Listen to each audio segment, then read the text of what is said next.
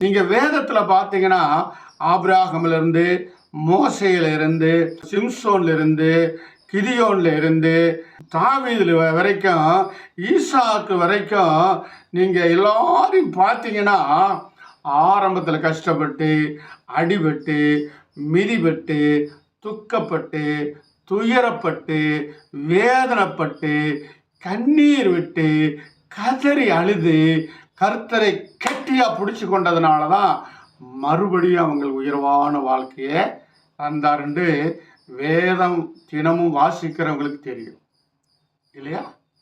இந்த வேதத்தில் நம்மளுக்கு நிறைய சொல்லிக் கொடுக்கப்பட்டிருக்குது அறிவுரைகள்.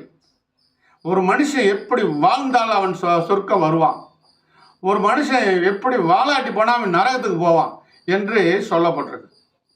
இன்னைக்கு பார்க்குறோம், தாய் தப்ப பேச்சை எவனுமே கேட்கறதில்லை.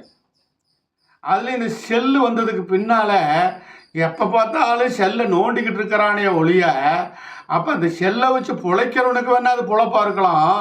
நம்ம மாதிரி ஆளுகளுக்கெல்லாம் அதுவே ஒரு சாத்தான். தேவையில்லாத ஆசையை கொண்டாந்து காட்டிடுது, தேவையில்லாத குணத்தை மாற்றிடுது, தப்பான வழிக்கு இழுத்துக்கு போகுது, ஒரு சாலியான வழியை பொழுத போய்க்கிறது. ஆக நல்ல நல்ல நேரமெல்லாம் அந்த செல்லுலேயே போகிறதுனால ஒரு நல்ல வாழக்கூடிய வாழ்க்கையை இழந்துடுறான். ஆகவே வேதத்தில் அவன் படிக்கும்போது, வேதத்தை அவன் தியானிக்கும் போது அவன் ஆசீர்வாதமாய் மாறுவான் என்று இங்கே சொல்லப்பட்டிருக்கு. அல்லேலூயா, அல்லேலூயா. இதில் ஒரு கெட்ட குமாரன் கதையை வேறு சொல்லுவாங்க. தாய் தப்பன் சொல்லபடி கேட்காம போனவன், இருக்கிற காசெல்லாம் பங்குவாதம் பிரிச்சுட்டு போனவன், தேவையில்லாத செலவெல்லாம் செஞ்சுட்டு சீக்கிரத்தில் காசு காலியாகி சோத்துக்கு வழி இல்லாமல் பண்ணி மேய்ச்சி போனான்னு பார்த்தோம். பண்ணிருக்கிற தவிடு கூட அவனுக்கு கிடைக்கலன்னு நம்ம வேதத்தில் வாசிக்கிறோம். ஏன்னா அவன் தகப்பனுடைய வார்த்தையை கீழ்ப்படியாமல் போனவன் இல்லையா? அதுபோல தான் இன்றைக்கி அநேகம் பேர் தகப்பன் தாயுடைய வார்த்தையை கேட்காம போகிறதுனால அவங்க எடுப்பார் கைப்பிள்ளையாக மாறி போயிடுறாங்க.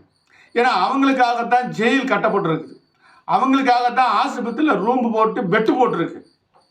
இப்படி தப்பான வழியில் போகிறவன் குளுக்கோஸ் ஏற்றணும், ரத்தம் ஏற்றணும், தினமும் இருமி சாகணும், அப்பன் சொல்ல கேட்காதவன், அம்மா சொல்ல கேட்காதவன், வேதத்தை வாசிக்காதவன், இயேசு கோயிலுக்கு போகாதவன், அவன் இஷ்டம் போல் அந்த ரத்த திரும்பல திரிஞ்சு சீக்கிரத்தில் அவன் ஒன்று பெட்டில் கிடப்பான், இல்லாட்டி போனால் ஜெயிலில் கிடப்பான்.